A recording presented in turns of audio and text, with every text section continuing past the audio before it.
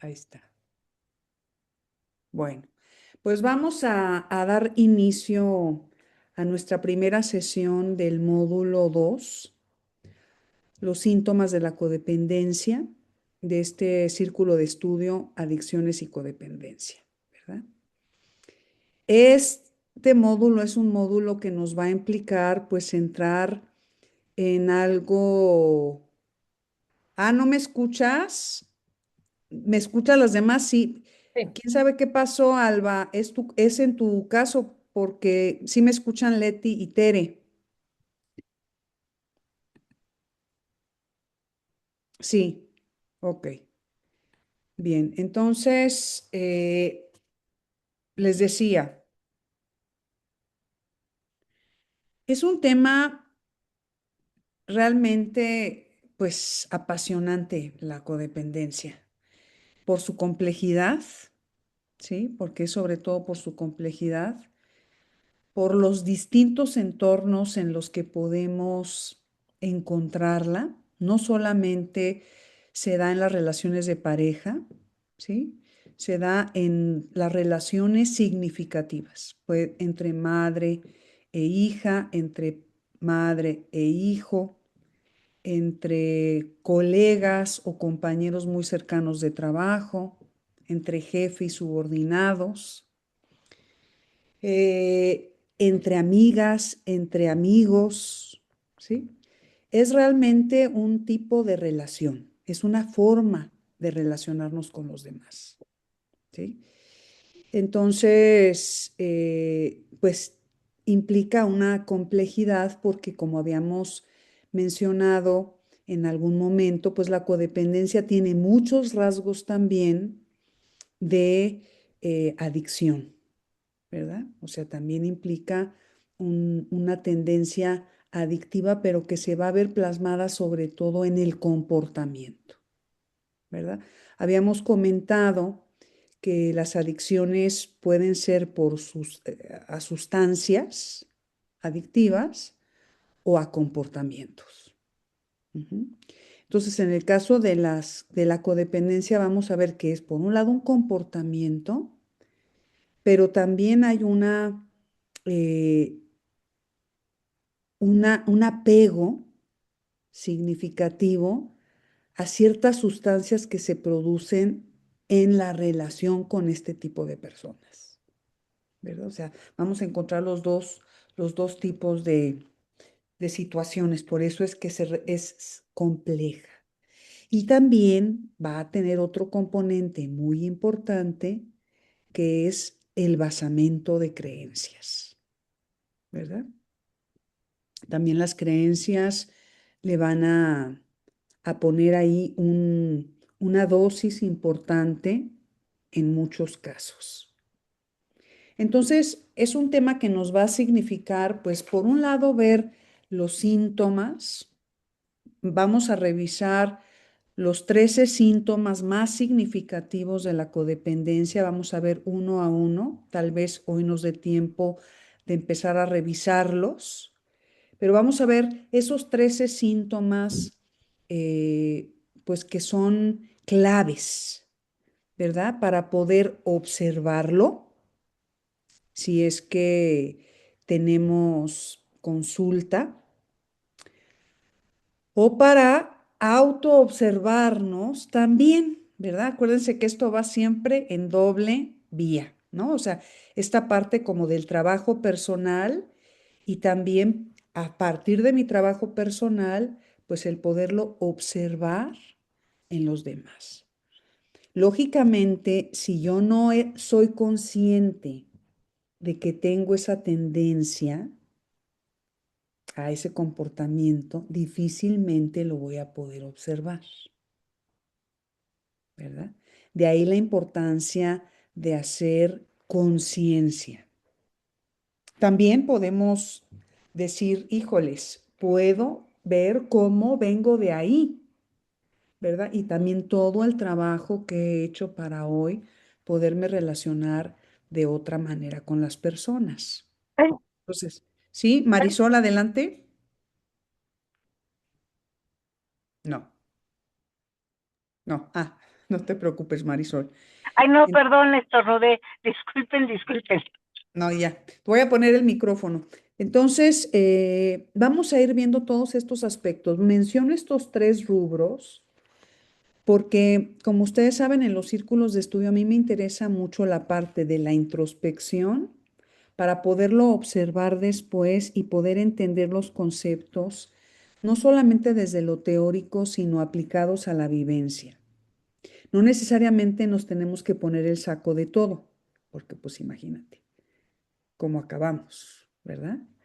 Pero sí como poder ver lo que la historia, de dónde venimos, en dónde estamos en relación con nuestro proceso de crecimiento y qué es lo que todavía nos falta en caso de que detectemos pues alguna situación relacionada con esto, ¿verdad? Buenas tardes, Bruni, qué gusto verte por acá, un abrazo. Hola, hola Mayra, qué gusto.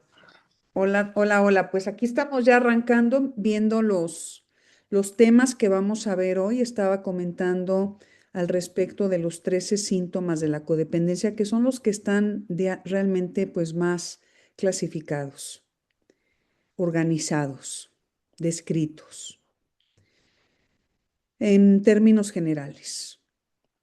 Vamos a revisar uno a uno de estos.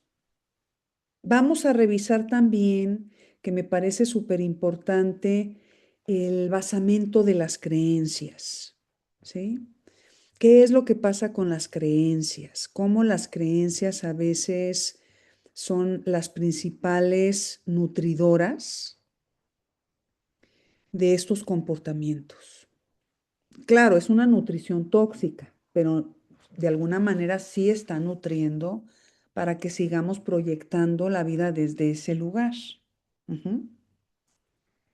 Vamos a ver también algunas, me interesa que tengamos lecturas diversas, vamos a leer a varios autores sobre el tema. Una de los clásicos o la primera autora que habla de la codependencia y la tipifica a partir de su propia experiencia también es Melo de Vitti, Melo de Vitti, ¿sí? Que es una autora pues importante por este motivo, ¿no? También está Pia Melody, que es otra autora muy importante que habla sobre la codependencia. Vamos a revisar algunos aspectos. Es imposible revisar todos los libros. Hay una bibliografía vastísima sobre el tema. Hice una selección como de los autores que me parece, pues que son emblemáticos también porque fueron de los primeros que empezaron a tocar los temas en torno a la codependencia. En el caso de Pia Melody, ella le da también un fundamento teórico importante para explicar las causas de la codependencia. Eh, Hay otro autor también importante, John Bernard Shaw. Yo les voy a pasar todo esto para que lo tengan. Ahorita estamos así haciendo como un resumen de lo que será este módulo. No se preocupen que ya verán que les voy a mandar el programa y la agenda de trabajo con las lecturas que haremos por sesión, por supuesto, considerando estos autores. Pero quiero que sepan por qué los estamos tomando, ¿sí? ¿Por qué estos autores y no otros? En el caso de John, déjenme leer bien su apellido, John, John,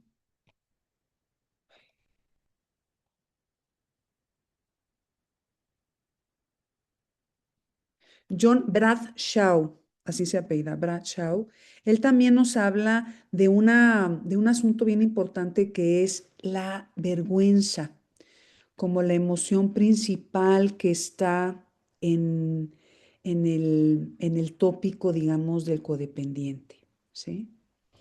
Recordemos que utilizamos la palabra codependiente para poder tener un concepto que nos ayude a explicar un comportamiento. Ujú. Pero las personas que trabajamos con otras personas debemos evitar etiquetarlas con esta palabrota, ¿verdad? Es como una palabrota. Debemos evitarlo porque al final todo mundo tenemos la posibilidad de salir de ahí, ¿verdad? Vamos a ver el tema de la identidad, lo trabajamos un poco en el primer módulo, lo vamos a retomar aquí porque nos vamos a dar cuenta cómo en todos estos procesos el reintegrar la identidad implica un trabajo importante, ¿sí?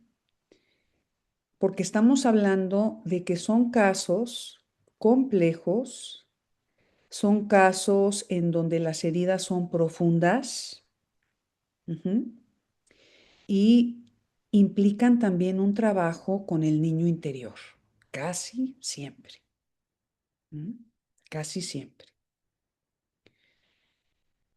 Entonces, aquí vamos a utilizar este concepto de codependencia, codependiente de manera indistinta, pero sí quiero hacer esta nota al pie de que es un concepto que nos ayuda a desentrañar un comportamiento y que al decir la palabra, pues estamos aludiendo a todo ese comportamiento. Entonces, de alguna manera, lo que vamos a hacer en este módulo es verle las entrañas al concepto que implica la codependencia, ¿sí? Le vamos a hacer, digamos que una operación quirúrgica fina para ir viendo las causas, ¿verdad? Ya partimos de los síntomas, tenemos que ver las causas. Por eso es que es importante ver el tema de la emoción que produce o que es una emoción central en este tipo de comportamientos, como es la vergüenza tóxica. Sabemos que hay un tipo de vergüenza que puede ser un elemento motivador para el movimiento y la transformación, ¿verdad? Que es la vergüenza prosocial. Vamos a revisar también cuándo ese tipo de vergüenza o cuándo la vergüenza tóxica se puede transformar en un tipo de vergüenza que nos movilice y no que nos estanque, ¿verdad? Acuérdense que las emociones se pueden transformar. Ujú. El tema es poderlas mirar, poderlas comprender y sobre todo sentir. Ujú.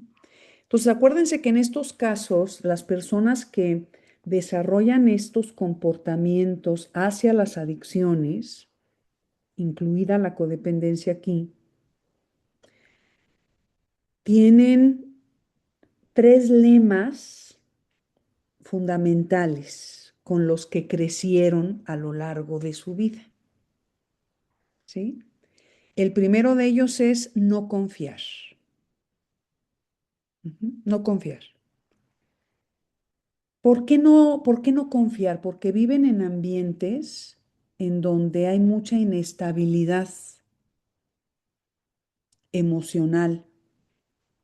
Son personas que crecen en ambientes en muchas ocasiones en donde hay algún tipo de violencia. ¿Sí? Y digo algún tipo de violencia porque puede ser psicológica, emocional, económica, ¿sí? Física.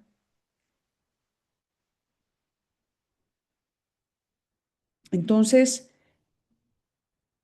aprenden a ser desconfiados.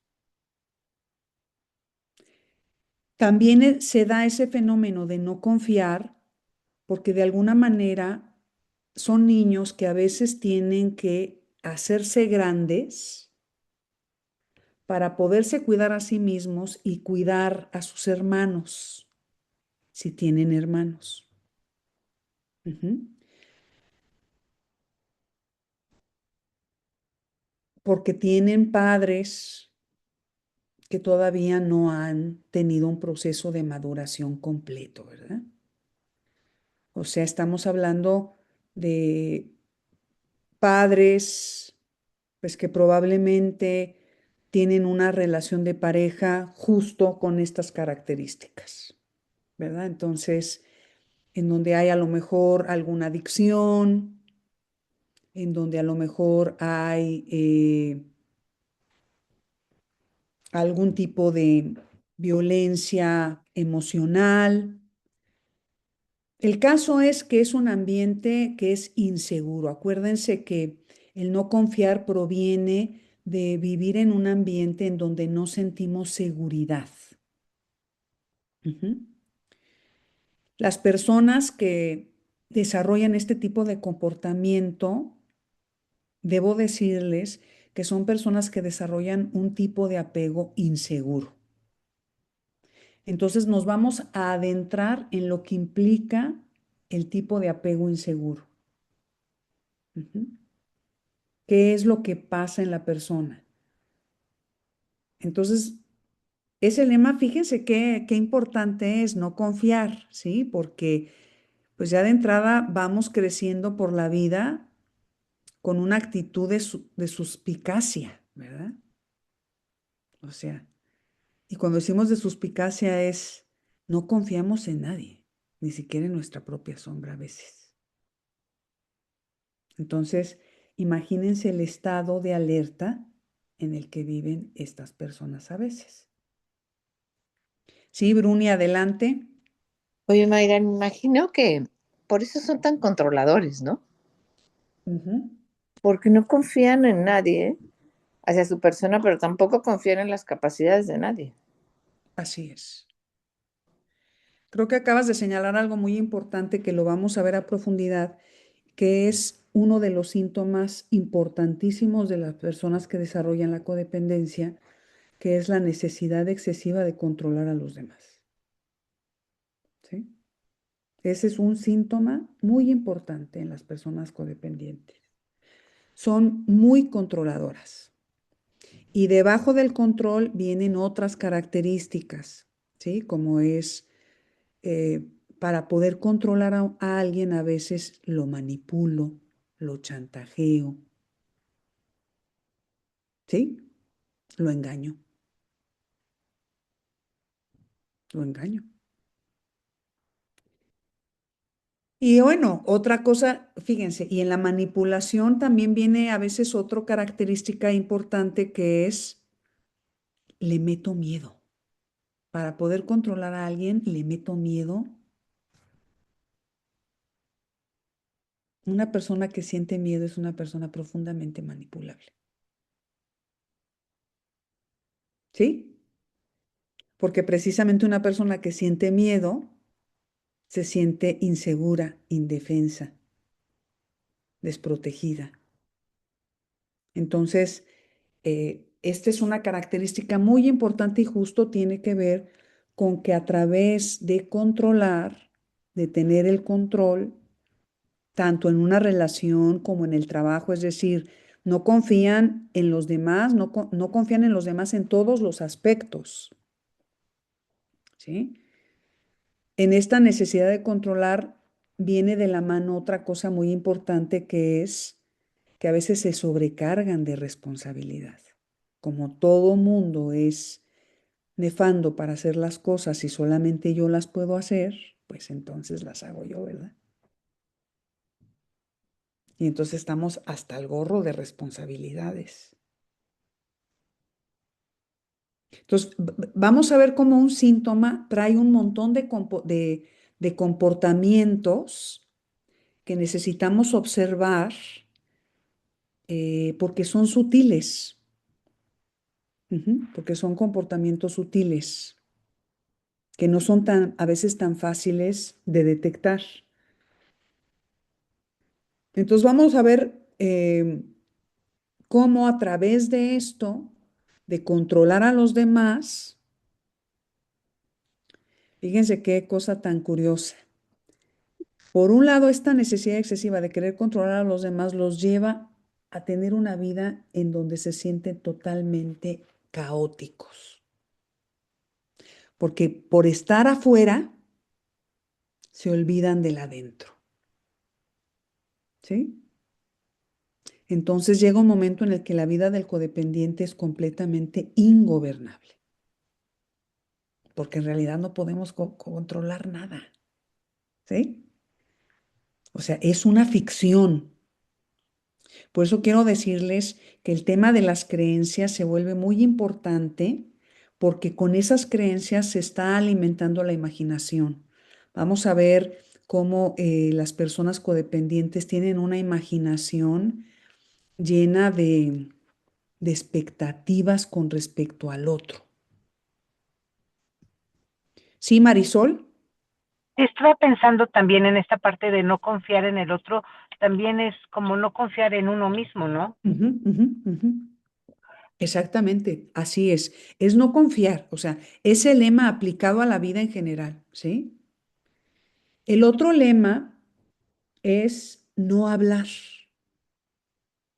Ujú. No hablar de las cosas que son importantes, no hablar de lo que duele, no hablar de lo que se siente, no hablar de lo que incomoda, no hablar. Ujú.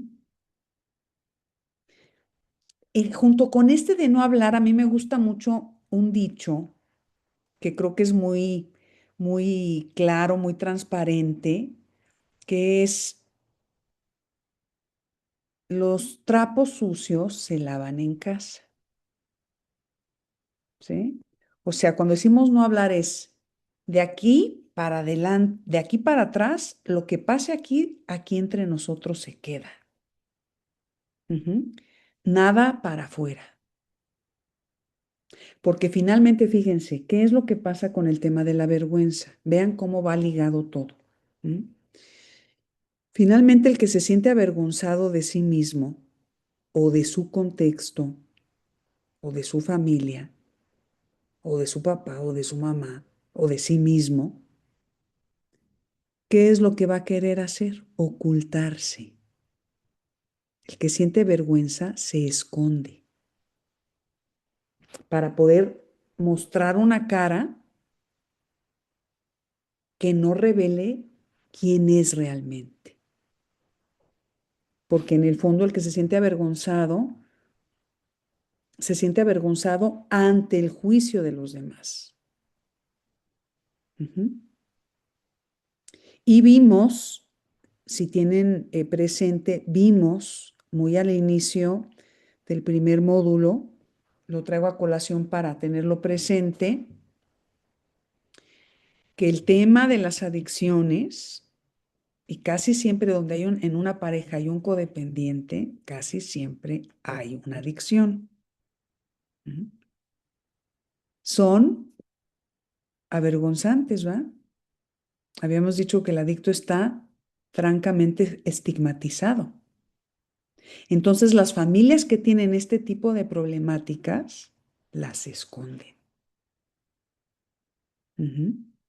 Esconden la violencia, esconden eh, que hay problemas con algún tipo de sustancia, esconden todo eso que no les permite sentirse a la altura de los demás. Ujú. Y este lema también nos va a llevar con otro síntoma muy importante que vamos a poder observar, que es la baja autoestima o la autoestima dañada. ¿Sí? Vamos a escuchar con mucha frecuencia la baja autoestima. A mí no me gusta decirlo así, prefiero decir la autoestima dañada, porque la autoestima en realidad no es que esté baja, es simplemente que está lastimada, ¿sí? Está herida. ¿Mm? La valoración que hace de sí misma la persona sale en números rojos. ¿Mm? Entonces, cuando una autoestima sale en números rojos, estamos totalmente en este eje que es el no merecimiento, ¿verdad? No me merezco ser feliz, no me merezco que me amen, no me merezco que me traten bien porque no soy valioso, porque no soy valiosa, porque no soy como los demás, ¿sí? O sea, quiero que vayan viendo cómo se van construyendo estas creencias, muchas de ellas inconscientes. Ujú. Acuérdense que si fuera fácil reconocer las creencias, pues todo el mundo las cambiaríamos, pero las creencias más profundas, las creencias más inconscientes, son realmente las que nos van gobernando, ¿verdad? De ahí la importancia en todo momento del trabajo de ampliación de la conciencia, que es el que promovemos en todo momento, ¿verdad? Estudiando estos temas como para poder ir reconociendo, ir afinando también nuestra mirada. Entonces, no hablar, ¿verdad? Entonces, imagínense también aquí qué es lo que va pasando cuando no hablamos. Se van gestando otras problemáticas, ¿sí? Como es la represión emocional, que la represión emocional, pues ya sabemos que es terrible, ¿verdad? O sea, estamos refundiendo las emociones en el fondo del sótano, pero eso no quiere decir que no estén ahí, que no existan. Tienen que salir por algún lado. ¿Por dónde salen? Pues en algunos casos salen a través de enfermedades, ¿sí? A través de tensiones en el cuerpo, molestias, gestos, o sea, lenguaje no verbal, ¿verdad? Entre el lenguaje no verbal, actitudes, eh, comentarios hirientes. O sea, esas emociones que se reprimen por algún lugar salen. Ujú. Pero están saliendo de forma tóxica, de forma lastimosa, ¿sí? No es lo mismo decir estoy enojada que aventarme un comentario descalificador, ¿verdad? Qué bárbaro, qué mal se te ven esos anteojos. Haces todo para verte horrible. Qué bonito. ¿Cómo te cayó el comentario? Pésimo, ¿verdad? Entonces, a veces lo, lo, lo que se reprime sale de la peor manera posible, ¿ok? Entonces vamos a ver que los patrones de comunicación están hechos un desastre, ¿ok? La comunicación se convierte en un problema en la relación grave. Y va a haber un punto en donde va a aparecer un diálogo entre besugos, ¿verdad? ¿Quién sabe de qué estamos hablando? Cada quien está metido en su mundo. Ujú. Y los patrones de comunicación los vamos a revisar porque son muy importantes, ¿verdad? La comunicación pasivo-agresiva, la comunicación agresiva y por supuesto, cómo tenemos que tender hacia la comunicación asertiva y en qué consiste esto para poder ir sanando nuestras relaciones. La codependencia siempre va a ser en relación con alguien, ¿sí? En relación con alguien. Entonces, la comunicación, acuérdense que es el puente que nos enlaza, que nos conecta con los demás. Entonces, ¿cómo podemos ir avanzando hacia la comunicación asertiva? Porque no solamente son las palabras, sino también es la conducta, ¿verdad? Que tengamos una conducta asertiva. El reprimirme emocionalmente no es una conducta asertiva, sino que es enfermante.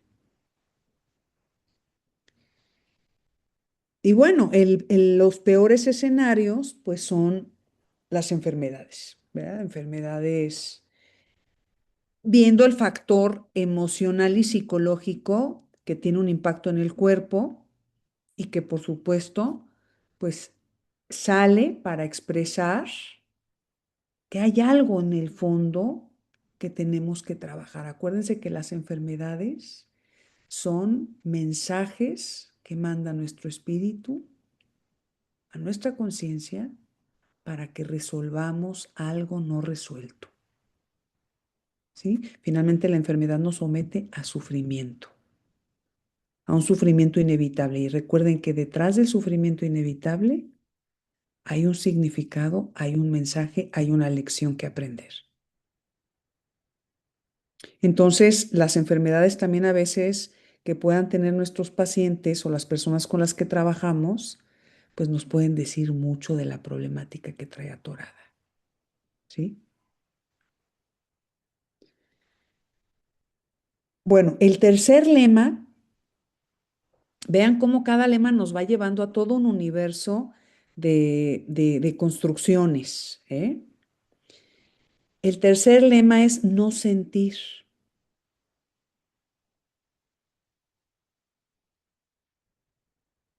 Fíjense, o sea, no sentir. ¿Qué es lo que estamos haciendo ahí cuando tenemos como lema no sentir? Pues nos vamos insensibilizando. Ujú.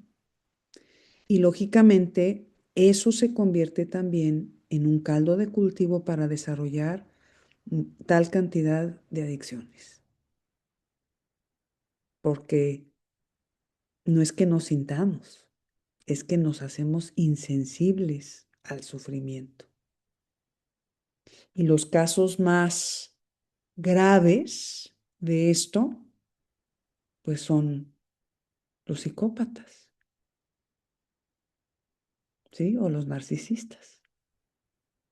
Que hoy ya le dicen narcisista a todo mundo y la verdad es que estos autodiagnósticos siempre hay que desbaratarlos cuando la gente nos llega con palabrotas al consultorio, ¿sí? Realmente para poder diagnosticar a alguien de narcisista se necesita mucho tiempo de observación. Pero también desarrollan esto, no sienten, porque no sentir nos nubla totalmente nuestra inteligencia sensible. Y recordemos esto, de la inteligencia sensible está nuestra fuente de riqueza y el desarrollo de un montón de habilidades como es la empatía. ¿Sí? El que no siente no puede ser empático. Y justo esto, este es un rasgo muy importante en ambos trastornos. Bueno, el psicópata son enfermos mentales los dos, de diferente calibre, pero enfermos mentales al final. ¿Sí? Y justamente algo que los caracteriza es su falta de empatía, ¿verdad? Entonces, no sentir, fíjense todo lo que estamos diciendo es no llores, no te enojes, que no te dé tristeza, o sea, paz, ¿cómo le haces? ¿Sí?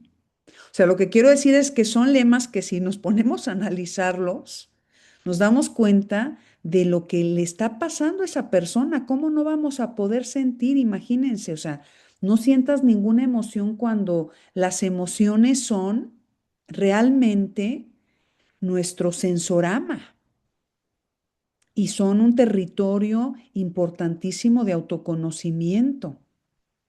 Y las emociones son fundamentales para poder orientar nuestra vida. Entonces, imagínense con este lema de no sentir. Está tremendo, ¿sí? Porque como dice Heidegger también, que se me hace importante traerlo a colación ahora, todo lo que se reprime se convierte en depresión, ¿sí? Todo lo que no nos dejamos sentir, ¿hacia dónde va? Hacia ese camino. Y vivimos en una sociedad actualmente que lo que menos quiere es sentir. Sí quiere tener sensaciones, estímulos, experiencias, ¿sí? Extrasensoriales, pero realmente no quiere entrar a sentir lo que implica su vida, su existencia, su momento, su presente, con todo lo que ese presente tiene para sí misma, que a veces es mucha incomodidad. ¿Sí? Normalmente, ¿cuáles son las emociones que reprimimos? Pues las que no son cómodas, ¿verdad? Pero fíjense que va a haber una paradoja aquí muy curiosa. Cuando crecemos con este lema de no sentir, tampoco se vale sentir alegría. O sea, no se vale sentir nada, ¿sí? Porque también la alegría da miedo. No sé si han escuchado ustedes, por ejemplo, este tipo de expresiones. Yo las he escuchado mucho en el consultorio, este tipo de expresiones. Es que me da miedo sentirme alegre, contenta, feliz, porque no sé si al día siguiente las cosas me van a salir mal otra vez. ¿Qué tal? ¿Sí? Entonces, fíjense cómo es no sentir nada. O sea, hasta sentir alegrías puede ser motivo de decepción, de trastocamiento, de tragedia. Ujú. Entonces, nos estamos preparando constantemente para el sufrimiento. Esa es la condición del codependiente. Se está preparando constantemente para el sufrimiento.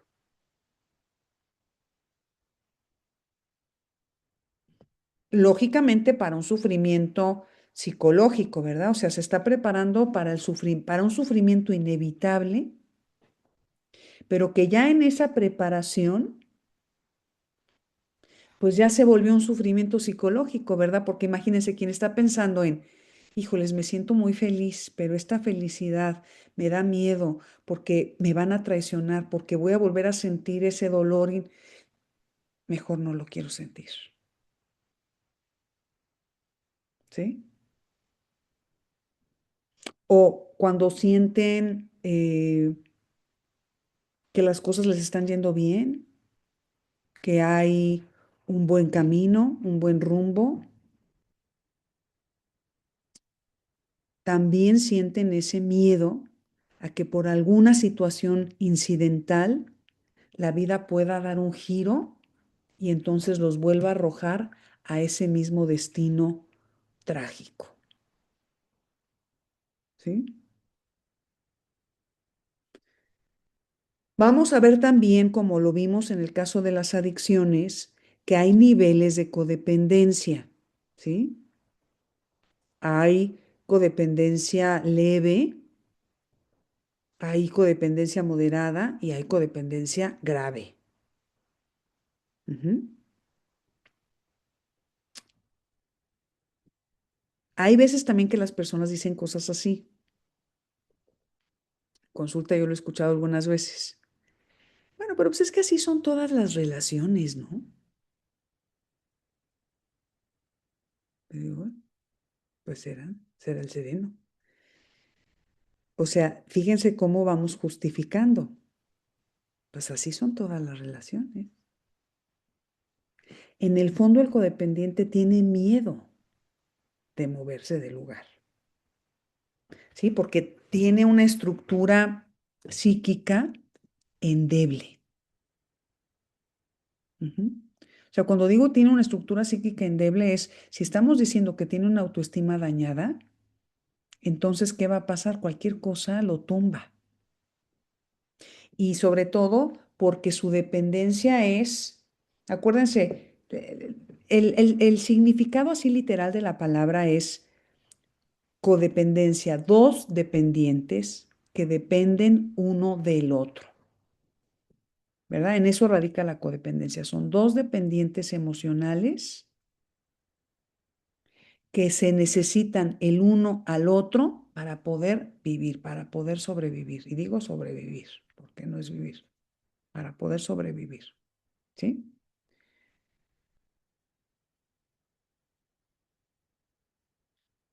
El ser humano, como bien nos dice Frankl, es un ser en relación. No podemos vivir en soledad. Ujú. Necesitamos a la comunidad, necesitamos a otros seres humanos para poder desarrollar nuestra vida.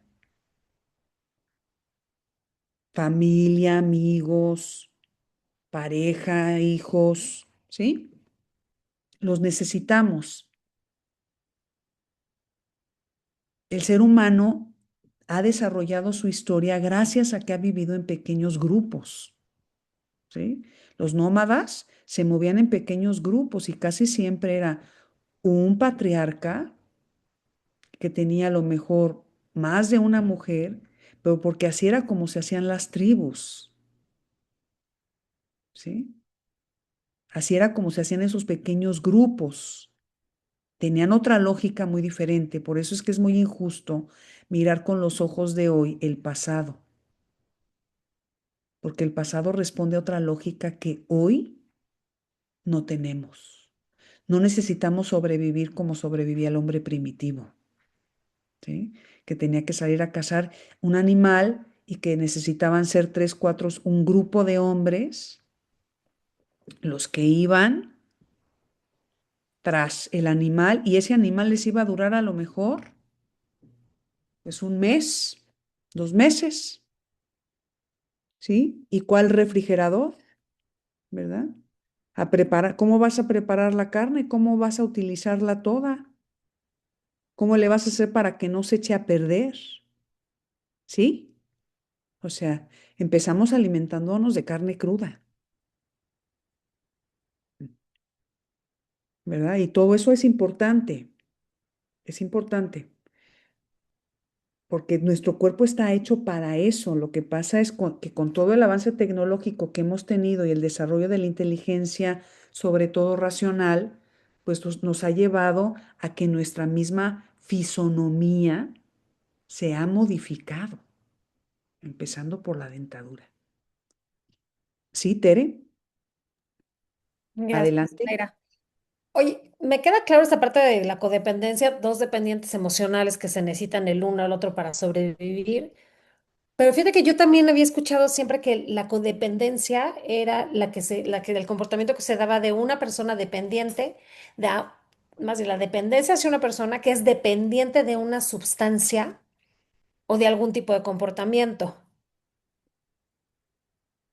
Bueno, es que fíjate, la persona que depende de una sustancia, o sea, una persona que tiene una tendencia adictiva, finalmente también es un dependiente emocional, ¿sí? Que está salvaguardando, digamos, su equilibrio con la sustancia, pero eso no le quita lo dependiente emocional. Hay personas que no tienen adicciones a sustancias y sin embargo están en relaciones codependientes, Ujú. ¿sí? Entonces, lo que pasa es que el adicto, pues ya ha ido desarrollando una forma de mantener su equilibrio interno, ¿sí? Pero él es tan dependiente emocional como Sí. el que está con él, ujú, o con el que está con ella. Vamos a ver en el caso, por ejemplo, de la mamá con un hijo. A veces los hijos no necesariamente son como en el caso de la película que vimos, que vamos a ver alguna película también interesante, estoy seleccionándola, estoy viendo a ver cuáles están a la mano para que podamos ver casos interesantes que nos den materia para análisis. Eh, a veces, por ejemplo, la mamá con la hija, pues a veces no necesariamente lo que hay de entrada es una sustancia de por medio, ¿sí? Puede ser el vínculo y la forma en cómo el lugar que ocupa esta hija, ¿sí? Eh, la relación de la pareja, cómo haya sido, de qué forma entra esta hija en la dinámica de la pareja, ¿sí?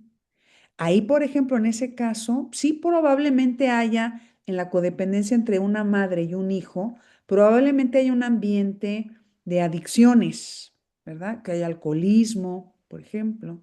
Pero en la relación entre madre e hija, a lo mejor no hay una sustancia de por medio, pero sí el contexto. Ujú. Pero sí Entonces, el qué, se me pero cortó. sí el contexto.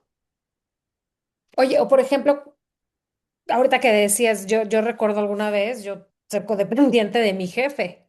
Ujú. Así. Me acuerdo si me sonreía, ya estaba yo emocionada, si no, me ponía mal.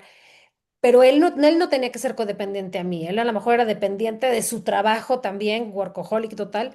Pero aquí puede ser que la otra persona no sea dependiente de ti, sino a lo mejor de otra cosa. O sea, es que fíjense, creo que vale la pena que veamos esto con atención. Lo que pasa es que en las relaciones de pareja se da un tipo de codependencia que es muy intensa, ¿sí? En las relaciones entre un jefe y el subordinado, probablemente el jefe no dependa en su totalidad de los subordinados, ¿sí?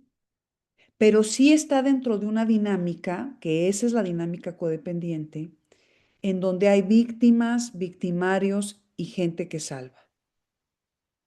Ujú. Acuérdense que en la codependencia hay siempre estos tres roles en la dinámica. Y cuando digo roles, no digo personas, ¿sí? O sea, no tiene que haber tres personas, sino que entre esas dos personas se juegan estos tres roles. Ujú. Y por supuesto que hay veces que los jefes sí son bastante dependientes de sus subordinados.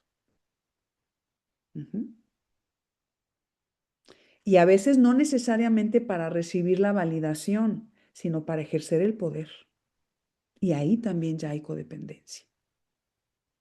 ¿Sí? Porque estoy jugando el rol de victimario para empoderarme y humillar. ¿Sí? Y entonces el subordinado juega el papel de víctima y alguien va a tener que romper eso.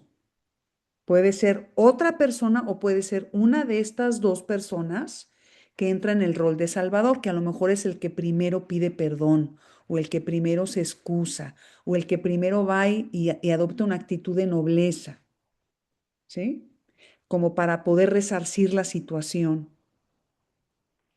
Entonces, creo que en la codependencia, por eso se me hace importante las lecturas que vamos a ir haciendo, porque vamos a ir profundizando mucho en el concepto para irlo comprendiendo, pero creo que lo que es importante que quede claro hoy es,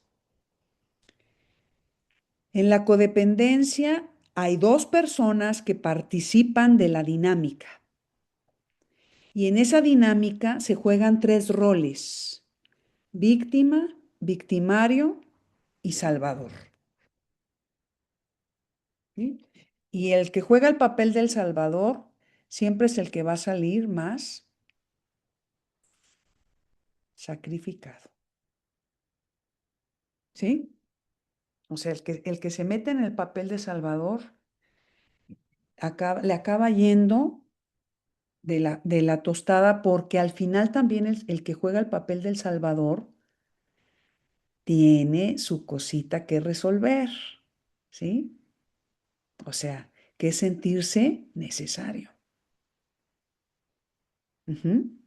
Y de alguna manera necesita cumplir con este basamento de creencias que puede ser qué bueno soy, ujú, eh, qué noble soy, ujú, qué entregado soy. Pero al final, si la gente no responde como ellos esperan, ¡ra! Salen las garras, ¿eh? O sea, a lo que voy es que es una dinámica en donde la entrega del cariño y el afecto a veces no es tan genuino. Hay mucho, hay muchos actos de amor fallido en las relaciones codependientes, porque aún en el trabajo hay afecto, ¿sí? En las relaciones laborales hay afecto. Se juega el afecto también y la admiración. Marisol, Es que pensando en lo que dice Tere, o sea, tengo yo otra lectura, que hay una diferencia entre ser dependiente y ser codependiente. Dependiente es, o sea, está la relación de dos, y el dependiente es como el que tiene más el apego inseguro, y estamos hablando más así como que esa necesidad del otro. Y en el code es así como, si lo dijera metafóricamente, estos son las dos personas y el dependiente se agarra. Y cuando son codependencia, los dos se agarran. Y no sé si es a lo que yo estaba tratando de, y si le entendía a Tere que, por ejemplo, ella como subordinada dependía de su jefe, pero el jefe no dependía de ella. No sé si es algo así. Miren, es que vamos a ver una cosa, como que pareciera aquí que la codependencia, el problema lo tiene solamente una persona y no, no es así. O sea, el dependiente no es el que se agarra, el que se deja agarrar también tiene el mismo problema. Por eso son dos situaciones. Cuando uno es dependiente, nada más uno se agarra. Y cuando es codependiente, codependencia No, son los dos se no, no, agarran. no, no, no, no, no, no, no, no, no, no, no, no. No. O sea, la codependencia es una dinámica que involucra a dos personas siempre. Sí, eso me queda claro. Ahora, el que tú señalas que se agarra, este al que se agarra se está dejando agarrar y eso ya lo hace dependiente. ¿Sí? Una persona sana no se involucra en una dinámica en donde siente que se agarran de él. Para algo está permitiendo que se agarren de él. ¿Para qué? Para jugar a lo mejor el rol de victimario, ¿sí? Que es decir, que es poder tener este acto de desdén, yo te rechazo, tú a mí no me interesas, yo me pongo en un papel de empoderamiento, pero eso no quiere decir que yo esté mejor que el que se agarra. Es que lo veo así, por ejemplo, una persona de apego inseguro y una persona de apego seguro. Cuando empiezan, digo, el de apego seguro va a ser la persona sana que se va a salir de esa relación. Pero inicialmente puede ser que el de apego inseguro se agarre del de apego seguro. Claro, tú lo estás viendo solamente en las relaciones de pareja y no. O sea, la codependencia es mucho más amplia, o sea, implica muchas relaciones y se puede dar en muchas dinámicas de relaciones, no solamente de pareja. Pero lo que te quiero decir es que cuando hay codependencia, las dos personas participan de la codependencia, no solamente una. Lo saludable es la interdependencia, que es reconocer que dependemos los unos de los otros, pero que no nos estamos cargando ni con la responsabilidad del otro, ni estamos permitiendo que el otro se agarre de mis afectos, de mis sentimientos, de mi bienestar, ¿sí? O sea, lo que pasa es que quiero que quede claro esto, porque por lo que me están diciendo, me da la impresión de que uno, pareciera que una persona es la que tiene el problema y no. La codependencia es una dinámica, ¿sí? No es una persona. Por eso empecé diciendo que es muy riesgoso decirle a una persona que es codependiente. Ujú. Es un concepto que nos ayuda a entender un tipo de comportamiento, pero la codependencia es una dinámica, es una forma de relacionarnos que implica conductas agresivo-pasivas y conductas agresivas,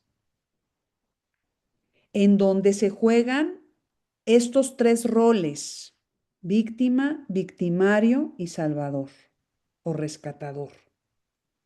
¿Mm? Pero no es que la persona sea codependiente. Una persona puede tener relaciones muy saludables con otras personas y sin embargo tener una relación de pareja en donde hay una dinámica codependiente. ¿Sí?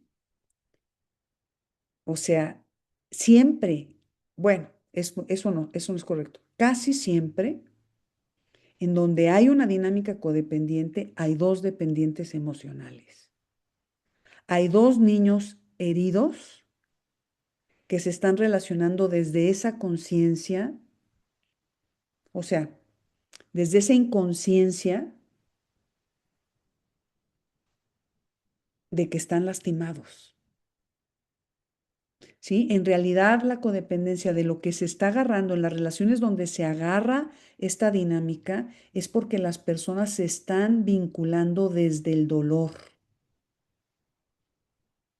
Ujú. No desde el amor, no desde la experiencia del amor, sino desde el dolor, desde el miedo a sufrir,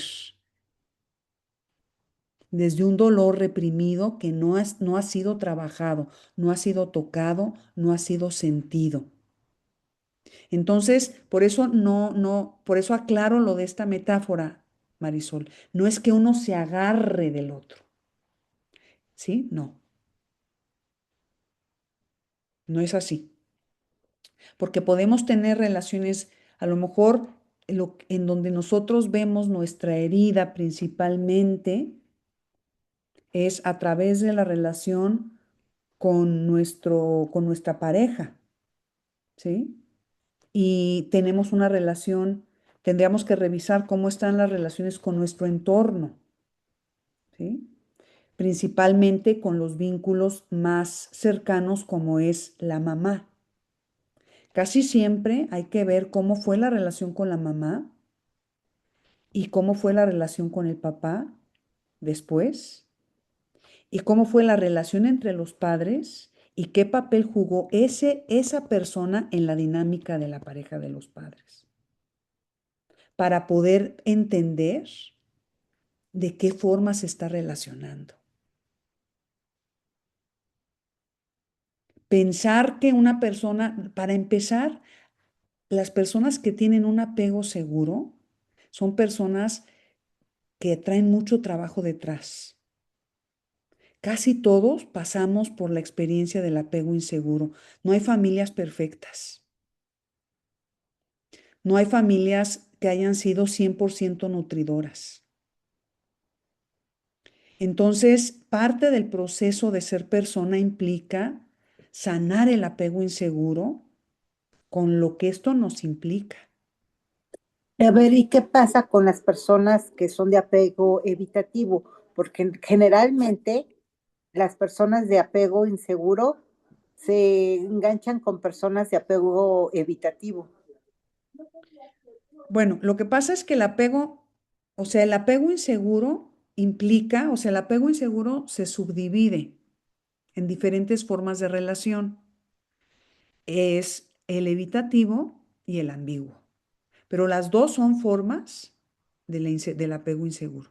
No son tipos distintos. Simplemente son expresiones diferentes de un mismo estilo de apego que es inseguro. Sí, Lo porque que yo lo había leído que es así, como el apego seguro, el apego evitativo, el apego inseguro y el ambiguo, o sea, como cuatro tipos de apegos. Entonces el en- evitativo es el que siempre pues está huyendo, ¿no? ahora se ha escrito mucho, pero realmente la teoría inicial sobre el apego marca dos: el apego inseguro y el apego seguro. O sea, con este Bowlby.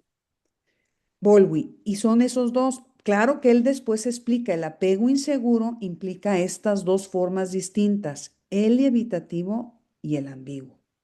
Y todavía pone uno más, el desordenado, el apego inseguro desordenado o desorganizado.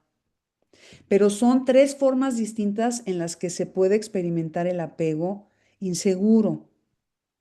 Ujú. No, no son aparte.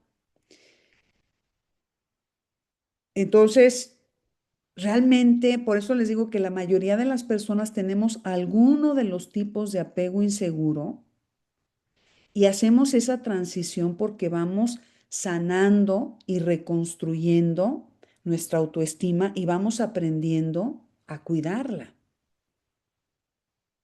realmente. Ujú.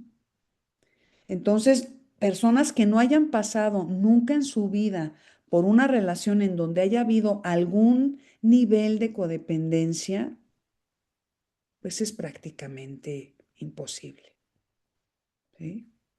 Lo que pasa es que no todo mundo llega a ciertos niveles de codependencia que sí son muy graves, ¿sí? Pero, por ejemplo, un noviazgo en la adolescencia, evidentemente hay una relación en donde puede haber una dinámica codependiente sin lugar a dudas. Un adolescente todavía está en formación, ¿sí? Todavía no ha acabado su proceso de maduración completa. Entonces, es muy factible que desarrolle un apego, ¿sí? Muy, muy, muy fuerte en su primera relación. Entonces es muy difícil. Realmente lo que se vuelve ya problemático y muy grave es cuando las personas llegan a niveles muy graves de codependencia, ¿sí? Muy graves. Y cuando digo muy graves es golpes físicos, ¿sí? Cuando ya las personas llegan al golpe físico, a la violencia física. A la violencia física, al amedrentamiento, a este tipo de situaciones en donde realmente la persona está en riesgo su integridad física, en donde ya hay una dinámica terrible de pareja realmente, en donde hay mucha discusión, mucho pleito, eh, hay pocos momentos realmente de bienestar en la pareja. Y también en las relaciones entre madres e hijas, o entre madres e hijos, o entre amigos, ¿sí? Hay amigas, por ejemplo, que son muy celosas, ¿sí? Que lo ve uno, que les molesta, que se incomodan. Entonces, lo que quiero es que ampliemos un poco la mirada de este concepto.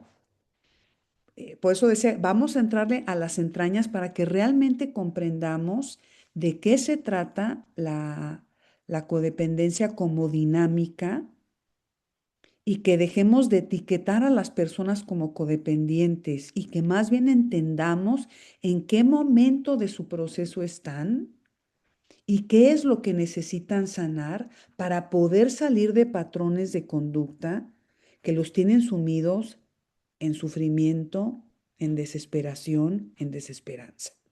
Sobre todo si piden ayuda, ¿verdad? Entonces, no es que la enfermedad la tenga una persona en concreto, es ver en qué nivel de madurez emocional está la persona. Ujú. Un niño, una criatura de 5 años, claro que es codependiente. No puede no serlo, ¿sí? No puede no serlo.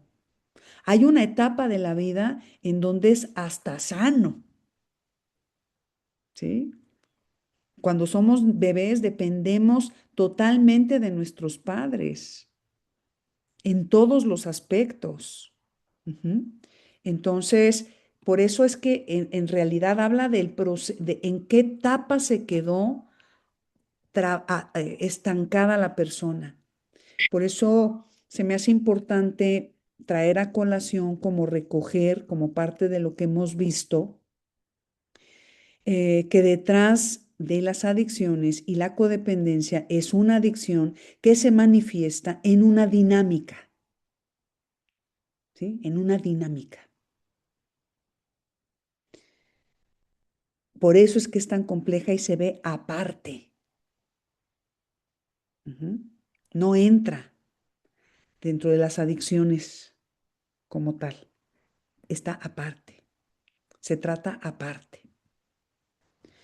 Y es por eso, porque no es la adicción a una sustancia, es la adicción a una dinámica, a una forma de relacionarnos en particular, la que se vuelve adictiva.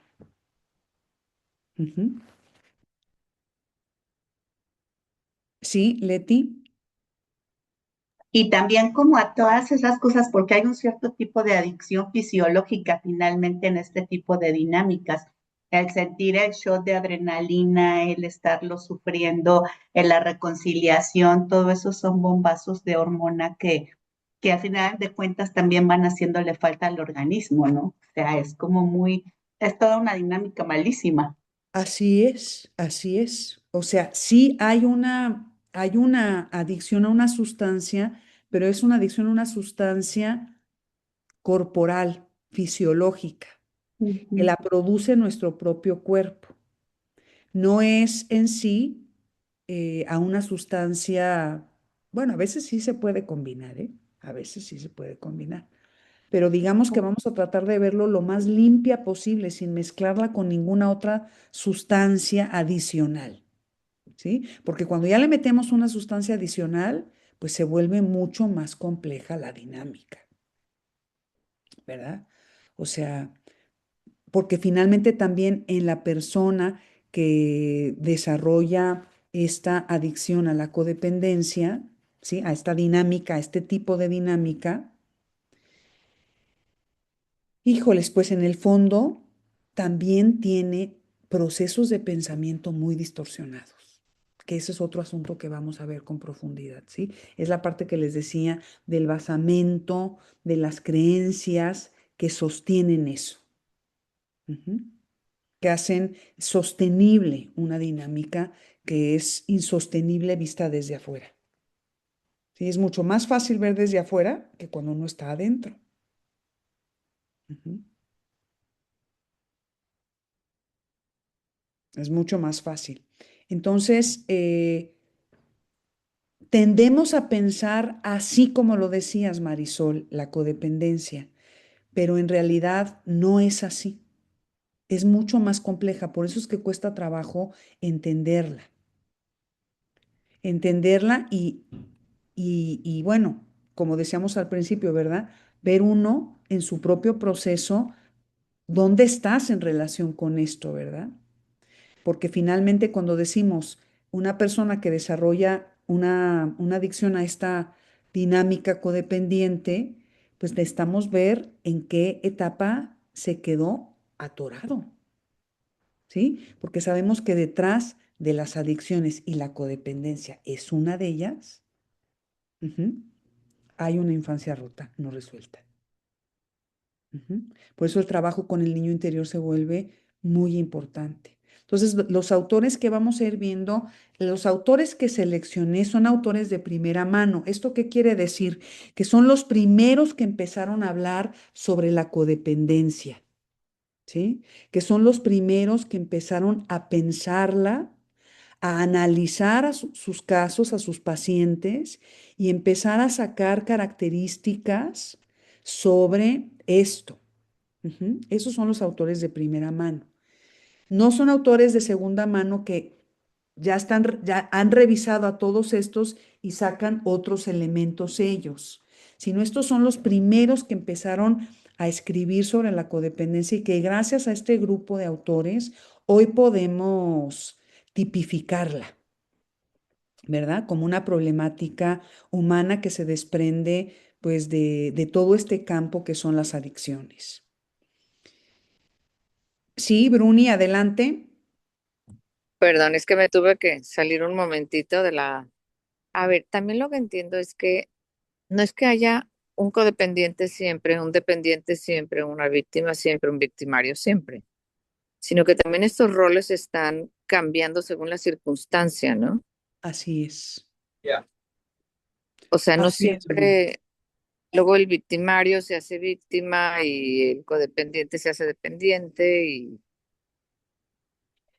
Exactamente, cuando estamos hablando de que la codependencia es una dinámica a la que nos Ah, volvemos adictos porque se producen sustancias como las que decía Leti, la adrenalina, la oxitocina, las endorfinas, ¿sí? El cortisol, la noradrenalina, ¿sí? Todo este paquete de, de hormonas, ¿sí?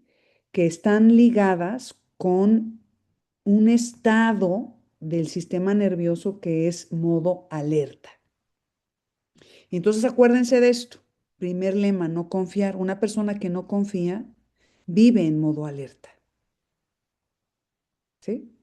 Ya sea para defenderse o para atacar. Voy a hablar así en esos términos. Entonces, ¿qué es lo que pasa cuando dos personas se están relacionando desde este modo alerta? Una ataca ¿sí? Y la otra se defiende. O una ataca y la otra huye. Ujú. Esa es la dinámica en la que se está relacionando las personas. No se están relacionando desde su inteligencia sensible, desde su inteligencia emocional, se están relacionando desde su instinto de sobrevivencia. Esa es la dinámica de la codependencia, que las personas se relacionan desde su instinto de sobrevivencia a nivel emocional. Ujú. A nivel emocional. Por eso es que estamos hablando del tipo de apego, ¿verdad? O sea, por eso es que es importante el tipo de apego. El tipo de respuesta, que ya serían estas otras formas del tipo de apego inseguro, como es evitativo, desorganizado, ambiguo, son respuestas que damos desde este modo alerta cuando nos sentimos amenazados. Pero si fíjense, si aprendimos a no confiar, eso quiere decir que vivimos permanentemente en modo alerta.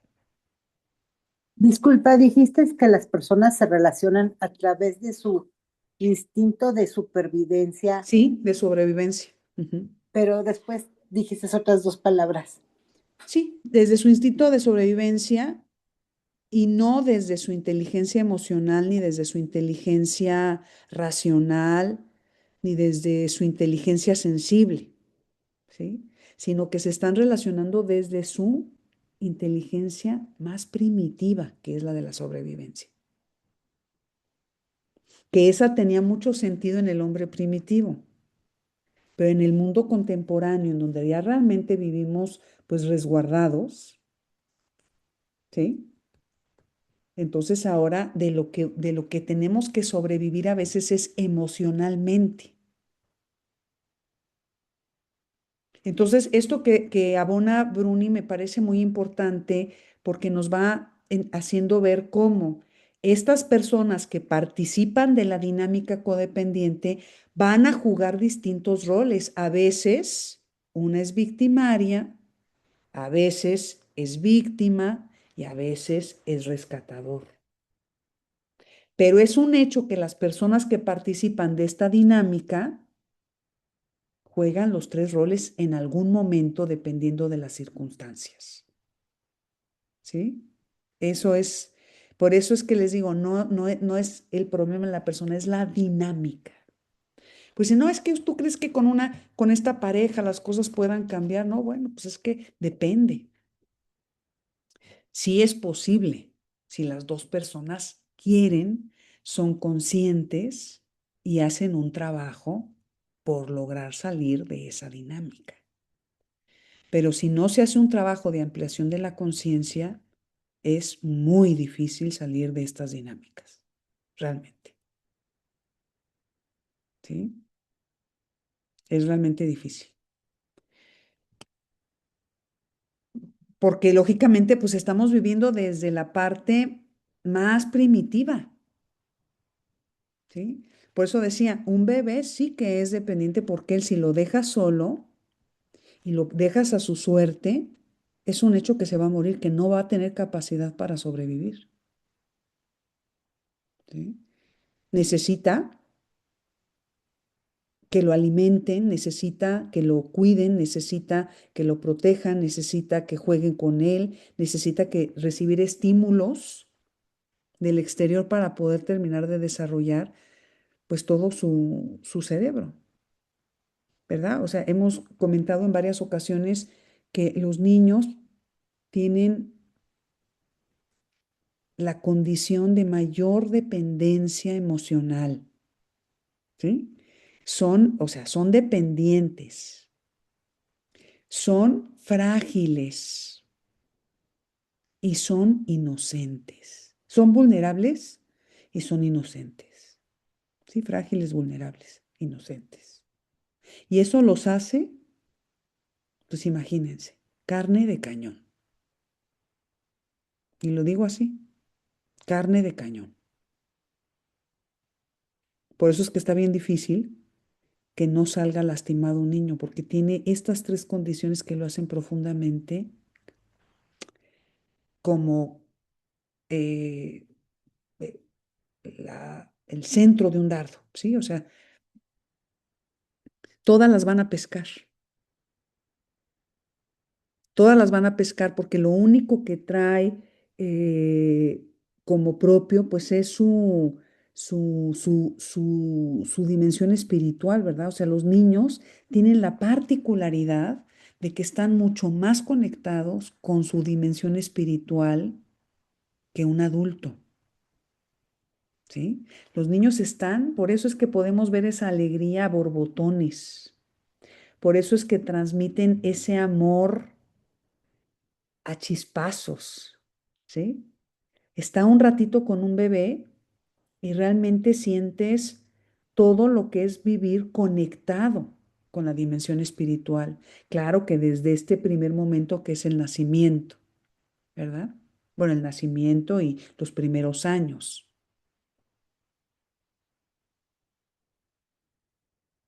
Conforme vamos creciendo, nos vamos desconectando. Y después, en la medida en la que nos van haciendo crisis esas desconexiones, empezamos otra vez a volvernos a conectar. Diría uno, ¿y para qué? ¿Para qué esto? ¿Para qué este estilo de vida? Bueno, hay muchas cosas que se quedan encerradas en el misterio, pero lo que sí es una realidad es que venimos a ser heridos para sanar esas heridas y a partir de sanar esas heridas, tener aprendizajes y grandes lecciones con respecto a la vida. ¿Sí? O sea, en pocas palabras, las heridas tienen la función de ayudarnos a profundizar, ¿sí? Por eso es que Frankl, la logoterapia se volvió tan importante. Y también la tanatología en su momento, ¿no? Cuando salen estos libros que revelan el valor del sufrimiento inevitable. Las heridas emocionales, muchas son producto de un sufrimiento inevitable. La gran mayoría. Los niños a veces sin darse cuenta se meten ellos solos en la cueva del lobo, interpretan mal, o sea, realmente no es un sufrimiento buscado, ¿sí? Con intención o con conciencia. Y, y qué decir de cuando son situaciones de mayor riesgo, ¿verdad? Como puede ser un abuso o un accidente o una situación de gravedad que quede ya como impresa en tu cuerpo con alguna marca, ¿no? Pero todas las heridas emocionales que son producto de la forma en cómo interpretamos y significamos el contenido de lo que se nos dijo o el gesto, o sea, los niños no tienen otra forma de entender el mundo si no es a través de la manera en cómo lo retroalimentan. Si como adultos seguimos así, pues por eso el mundo está como está.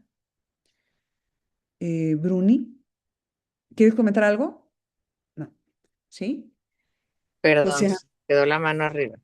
no te apures. Gracias. Entonces, sí me van siguiendo el hilo de por qué se vuelve tan compleja la codependencia, porque en sí misma es una dinámica, pero que es establecida por dos personas.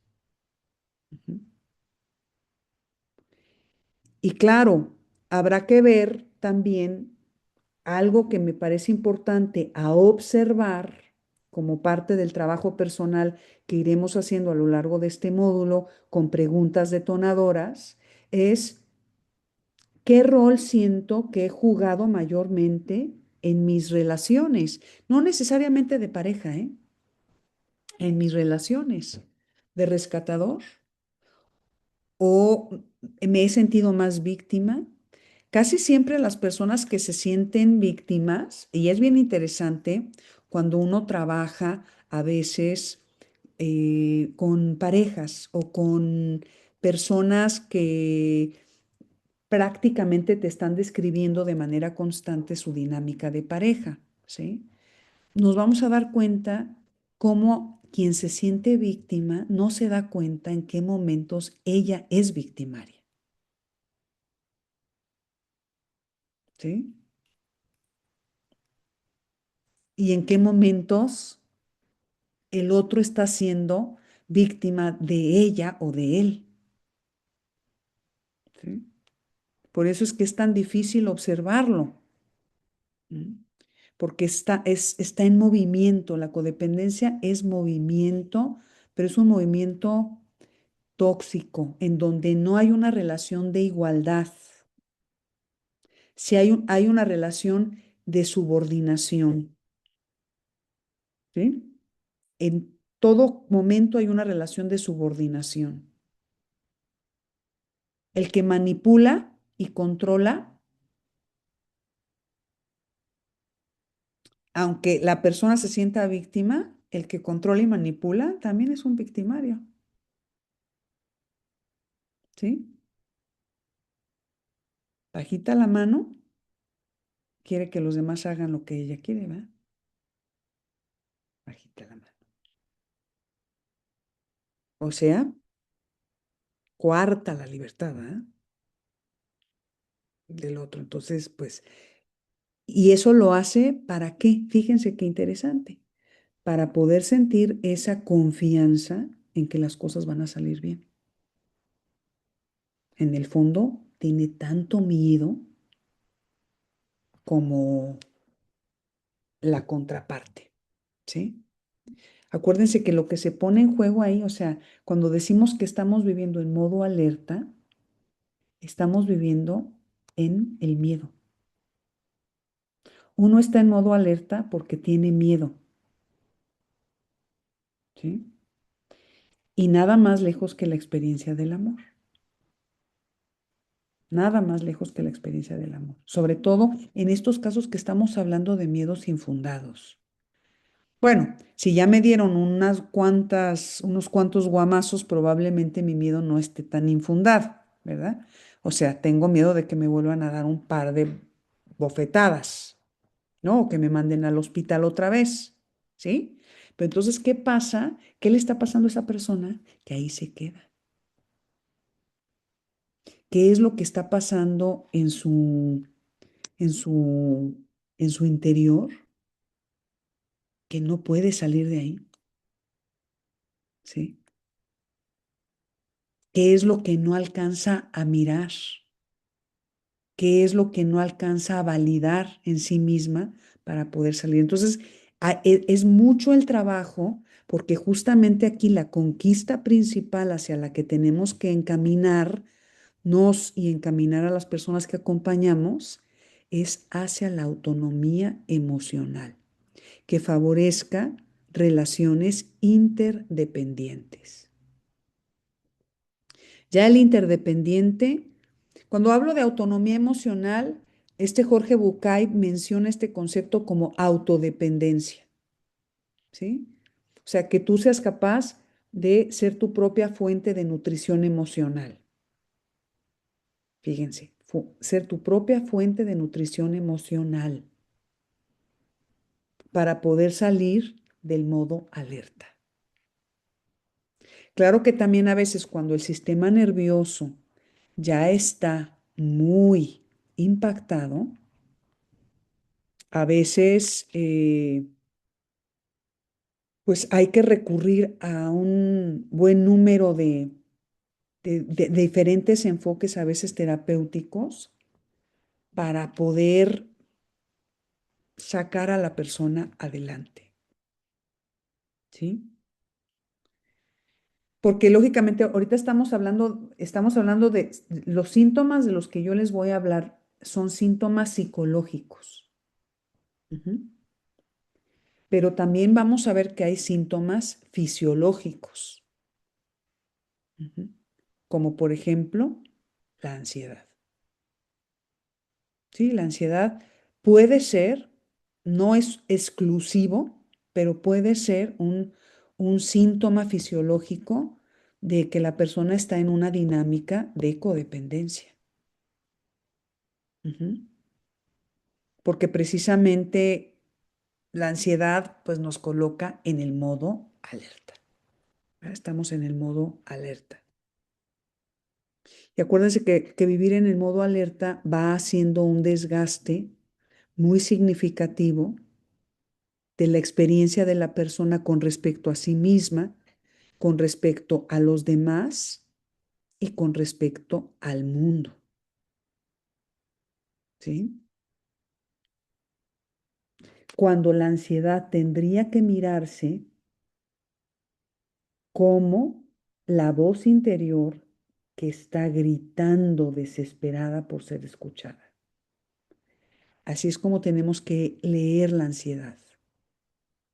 No quiere decir que la persona lo va a entender, pero nosotros sí, sí, sí. Ujú. O sea, tenemos que entender lo que esa ansiedad le está diciendo a la persona, que no se está escuchando, que está yendo en contra de sí misma, que se está autoviolentando. ¿Sí? Fíjense, es que el gran meollo, comentamos que Bradshaw dio como tópico central a nivel emocional la vergüenza, ¿verdad? Pero también hay otro mecanismo interesante por estudiar, que es que la persona siente que la violencia viene del exterior hacia sí misma, lo cual en un sentido es así, ¿sí? Pero en realidad esa violencia que está en el exterior es un reflejo de la manera en cómo esta persona se trata a sí misma, ¿sí? El autodiálogo, hay que prestar atención al autodiálogo para ver cómo se habla a sí misma. Hay personas que a la primera de cambio ya se están diciendo 3, 4 palabrotas, ¿sí? 3, 4 palabrotas con facilidad, caen en discursos negativos con respecto a sí mismas, a sus posibilidades, eh, tienen a veces ya un discurso muy armado con respecto a su historia y su identidad, ¿sí? Encuentran muchas explicaciones a veces que acaban justificando por qué acepta relaciones así. Tiene un discurso muy armado, por eso es que es importante ver el tema de la identidad, ¿sí? Porque en el autodiálogo vamos viendo cómo está construida su identidad en realidad, ¿no? O sea, entendiendo que la identidad tiene una cosa que tiene que ver con nuestro ser histórico, es decir, ¿qué retomo del pasado? ¿Qué tomo de mi historia? ¿Me sigo sintiendo víctima de mis padres? Ahí empieza el tema. ¿Me sigo sintiendo víctima de mis padres hoy a mis 50 años, a mis 50 y tantos, a los que tenga cada quien, a mis 40 y tantos? ¿Sí? Hoy sigo echándole la culpa a mis padres por la vida que he tenido. Eso ya nos dice mucho, ¿sí? Si escuchamos que la persona todavía está ahí, pues ¿en dónde está? ¿De qué tamaño es? Pues, la siguiente pregunta es, ¿de qué edad te ves cuando dices que tu vida fue responsabilidad de tus padres? ¿Cuántos años tienes? Porque solamente una niña o un adolescente le sigue echando la culpa a sus papás por la vida que escogió, por las cosas que le pasaron y por las que no le pasaron, ¿sí? Entonces,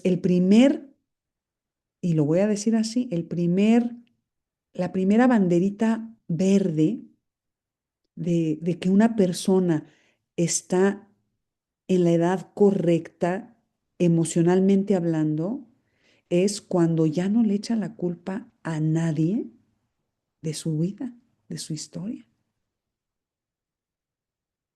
¿sí? Que asume la parte justa correspondiente de lo que le tocó por las decisiones que tomó. Entonces, cuando hacemos una escucha activa, atenta, y yo digo hasta devota, ¿sí? O sea, hay que escuchar con devoción al otro porque si no se pueden ir detalles muy significativos. Nos damos cuenta, nada más es cuestión de preguntar para precisar y es muy interesante porque a veces pueden responderte cosas así como, bueno, pues no lo había pensado, pero visto así me siento pues de como de 10 años, 8 años, 12 años. Ujú. Estamos en el rango de la edad en donde estamos justamente ganando la autonomía, ¿sí? Entonces tenemos que ver en qué lapso de su evolución a nivel psicobiológico se quedó estancado.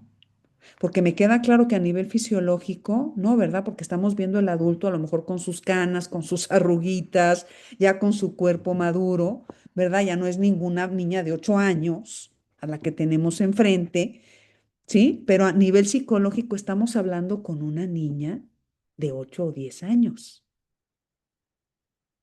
Por eso el tema del niño interior se vuelve muy importante, muy, muy importante. Y para eso también vamos a revisar algunas cuestiones y en su momento, para quienes quieran participar, vamos a hacer un taller presencial para trabajar al niño herido, al niño interior. Y luego, otro autor que vamos a leer, bueno, esto se los voy a recomendar porque es más bien un tipo de texto que trae muchos ejercicios prácticos, trae preguntas para reflexionar, voy a sacar algunas cosas de ahí y es un buen complemento para los libros teóricos, ¿sí? Entonces vamos a ir revisando algunas cosas teóricas. Ya les voy a compartir yo la bibliografía. Ustedes verán qué compran, qué no compran. El libro que yo les recomiendo leer si no lo han leído, como un libro para este módulo, es Las mujeres que aman demasiado. ¿Ya lo leyeron? Bueno, Fabiola no lo ha leído. Fabiola, vale la pena que lo leas, ¿sí? Es un libro excelente porque trae muchísimos casos y claro que trae un enfoque mucho más visto hacia el tema de la pareja. Los casos están más en esa línea, pero trae muchísimos ejemplos que nos ayudan a ir entendiendo qué es lo que pasa en estas mujeres. Es un libro que va... Ah, Alba, tampoco lo has leído. Bueno, pues en el caso de ustedes les recomiendo que lean este libro como libro para acompañar el módulo. Y para quienes ya lo leyeron, les voy a sugerir otro, si no lo han leído completo, que se llama Mujeres que corren con los lobos. ¿Sí? Bueno, ese ya lo leíste tú, Fabiola. Bueno, pues van a invertir. Ya lo leyeron todas, el de Mujeres que corren con los lobos. Leti ya lo leyó, Marisol no, Tere, la mitad.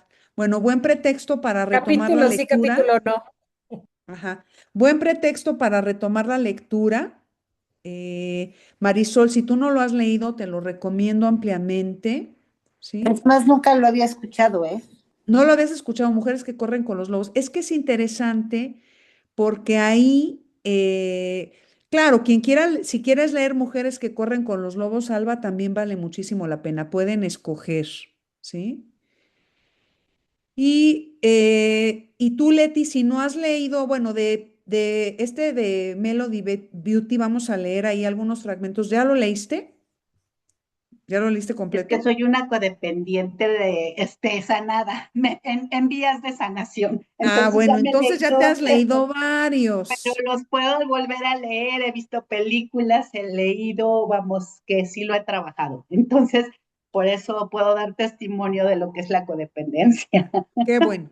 No, pues entonces mira, escoge algo que quieras repasar. Puedes, de la bibliografía que les voy a mandar, si hay algún libro que no has revisado, pues a lo mejor puedes tomar ese libro para ir No, y ampliando tu retomar, porque los bibliografía. leí ya, ajá. Los de Melody Beatty a mí me parece que son espectaculares, o sea, Sí, son muy buenos. Y también está este que te digo del cuaderno de trabajo ah, de el autor se apellida, ahorita les digo, Lerner, Lerner, ahorita les pongo en el chat aquí. Roqueler, aquí está, Roqueler. Y este es una especie de cuaderno de trabajo que trae algunos conceptos, algunas ideas, pero se llama,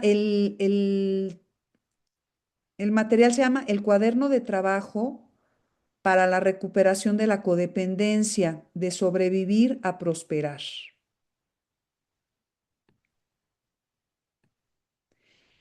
Este, si no lo has revisado, a lo mejor puede ser una oportunidad para ti para verlo y es un cuaderno de trabajo. O sea que también puede ser interesante porque trae ahí ejercicios y todo esto. Entonces, creo que para todas vayan viendo con base en las propuestas. Yo recomiendo de lectura que acompañe o algo práctico como lo que va a hacer Leti a lo mejor para trabajar o libros que no sean tan teóricos, sino que tengan una parte pues más expositiva y vivencial, como es el de Mujeres que aman demasiado o Mujeres que corren con los lobos, porque al final Mujeres que corren con los lobos desde otra perspectiva habla de cómo necesitamos ir recuperando a nuestra mujer salvaje, ¿sí?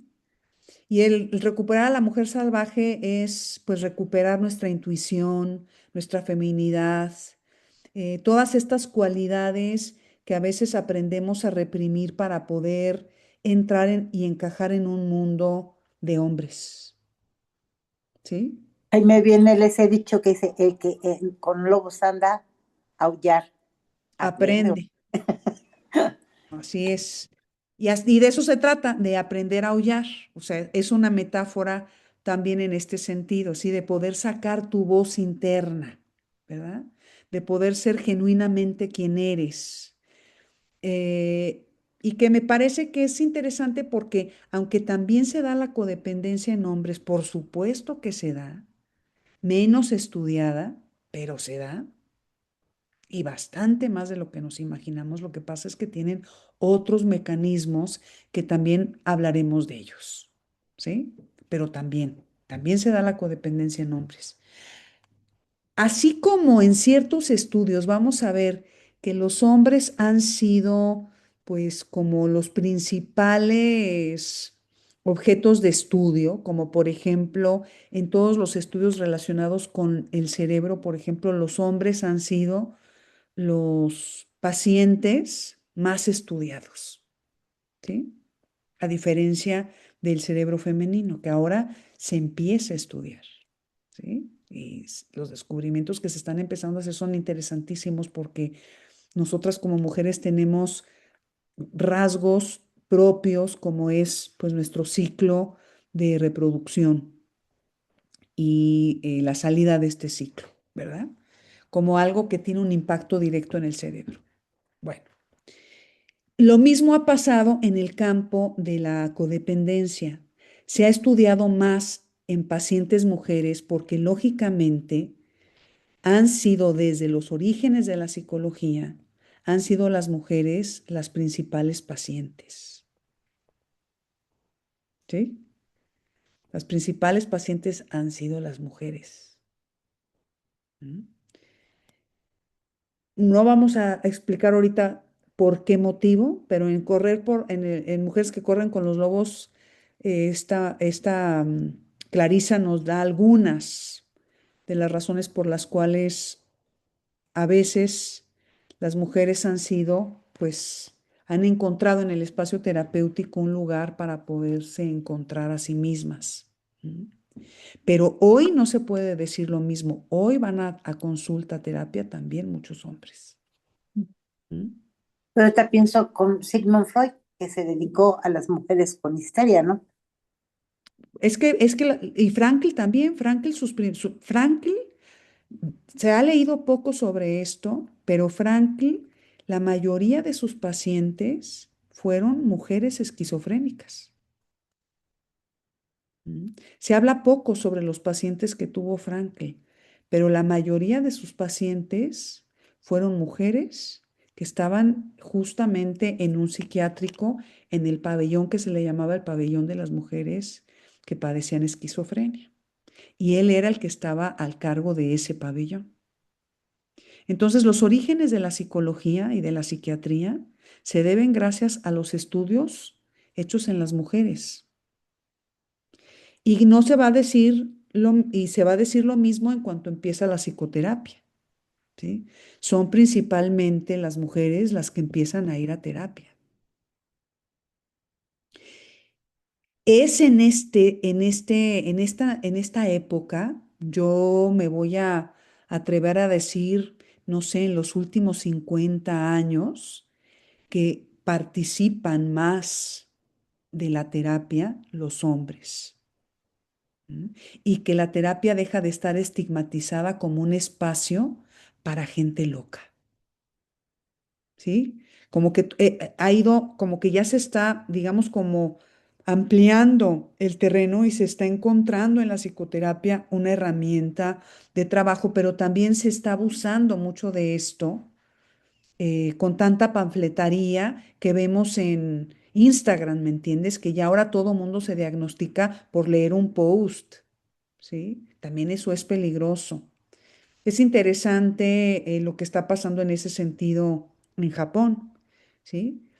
Ya se está pidiendo para las redes sociales que empiecen a aparecer, sobre todo en el ámbito de la salud mental, las referencias de donde se está sacando la información que se está promoviendo. X es es la primera red social que va a tener que enfrentar un juicio legal por publicaciones no certificadas. ¿Mm? Y es justamente por esto. O sea, se ha hecho una herramienta, pero que también se ha abusado de ella, ¿verdad? Y que en muchos casos, así como encontramos información muy útil, también encontramos otras cosas que tendríamos que poner en tela de juicio. Y sobre todo, cuando a nuestra consulta llega gente con un diagnóstico tan claro con respecto a lo que les pasa, ¿sí? Hay que desmantelar ese autodiagnóstico que hace la persona sobre sí misma, porque lo que está haciendo es etiquetarse. Y vamos a ver a lo largo de este módulo cuál es el riesgo de las etiquetas, por qué desde la logoterapia nos cuidamos mucho de no etiquetar, ¿sí? Porque la etiqueta hace daño. La etiqueta de alguna manera marca la identidad de la persona y precisamente lo que se necesita hacer en un proceso de recuperación, de reintegración de la identidad, de reconstrucción de la identidad, lo que sea el caso, ¿sí? Hay que deconstruir la identidad para volverla a integrar con nuevos elementos. Ujú. Y justamente vamos a ver cómo en el caso de las personas que padecen la codependencia, hay un sinfín de creencias que hacen, digamos, como hasta eh, que eso es lo que te tocó vivir y ya no hay manera de que te salgas de ahí, ¿sí? Estás destinada trágicamente a eso.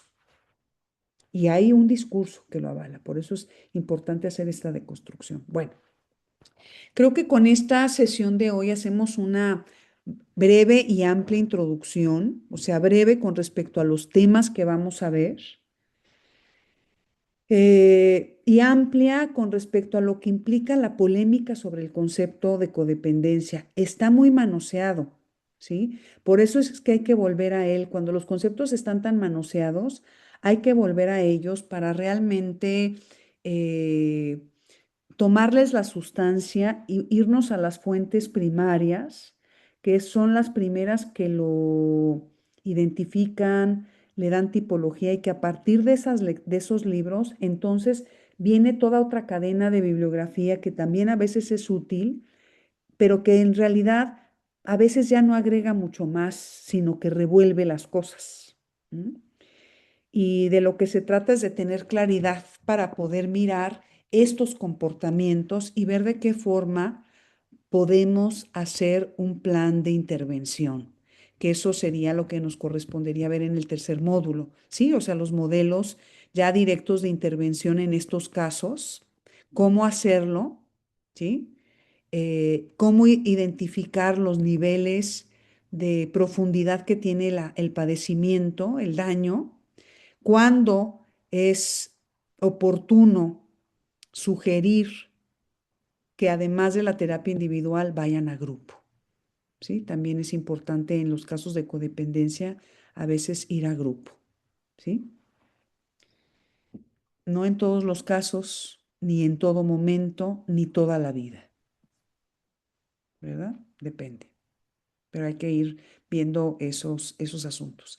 Y por supuesto también la película que veremos, que me parece que siempre las películas nos dan un elemento adicional que es poder compartir un mismo referente que nos ayude a analizar pues un poco todo lo que hemos ido viendo, cómo se ve expresado o planteado en una película que nos ponga como al centro una relación que tenga una dinámica de esta naturaleza. Y voy a procurar una película que no sea de una pareja romántica, ¿sí? Sino que sea de otro tipo de relación, porque a veces verlo en otro tipo de relación hace más evidente cuando está acá y nos salimos un poquito de lo más estigmatizado, ¿sí? Bueno, hasta aquí, ¿alguien quiere hacer alguna pregunta, alguna inquietud, algún comentario adicional? Ay, Mayra, perdón. Sí, Recomendaste al principio un libro de John Bradshaw que habla de la vergüenza. ¿Te acuerdas cómo se llama? sí, ahorita les digo, ese libro se llama, espérame tantito, aquí lo tengo anotado. Ay, ¿qué pasó? ¿Por qué no puedo irme de aquí? Pero nos lo mandas en el chat. Bueno, Sí, Digo, se los voy a perfecto, mandar en sí. el chat, pero si lo quiere anotar, Bruni, ahorita se y los el digo. cuadernillo de trabajo también. Eso, Hay también el cuadernillo el de trabajo, cuaderno, sí. o la bibliografía entera. Se Sí, les les voy ofrece. a mandar la bibliografía entera. Les voy a mandar, como siempre, la agenda de trabajo con las lecturas para cada sesión, las preguntas detonadoras para quien quiera ir haciendo alguna reflexión. Creo que el cuaderno de trabajo es interesante, el que propone Lerner. De ahí voy a tomar algunas cosas, pero quien quiera hacerlo, pues vale la pena. Y las lecturas que serán como detonadoras de las sesiones, que a lo mejor las voy a sacar de los libros y se las voy compartiendo, pero quien quiera comprar los libros para leerlos completos, pues por supuesto que está muy bien también, ¿verdad? Sí, Leticia, adelante. Sí, Mayra, es que estoy viendo que el libro de trabajo de recuperación de codependencia para adultos dice curarse del miedo al abandono, dejar de complacer a las personas y cultivar relaciones saludables. Es de Thelma William. No sé si es el mismo. Ah, no, no es el mismo. Pero igual de largo el título, eso sí. Está igualito el nombre, por eso. Está muy largo el título, déjame verificarlo y les voy a mandar la bibliografía, déjenme verificar bien todo eso y se los mando, porque ese es otro. Es Ah, que eso es lo que les digo, que hay una cantidad de bibliografía y yo me quise ir como a los pioneros, A la raíz, ¿no? ajá, a la raíz. Entonces, se los mando en el transcurso de estos días sin falta para que puedan empezar a mirarlo. ok. Y les mando también la grabación ahorita en cuanto me la mande la plataforma para que la puedan ver las compañeras que no pudieron estar hoy con nosotros y las que llegaron hoy un poquito más tarde, pues también para que puedan repasarla, ¿sí? Entonces, pues nos vemos el próximo lunes. Que tengan muy, muy buena tarde, que tengan muy buen descanso.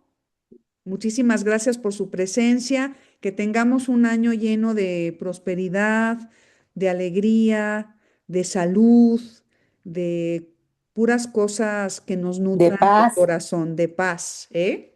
Gracias. Muchas Gracias, gracias. igualmente. Un abrazo. Gracias, Gracias, Mayra. Gracias a Mayra, para ti todas. también. Bye bye. Chao.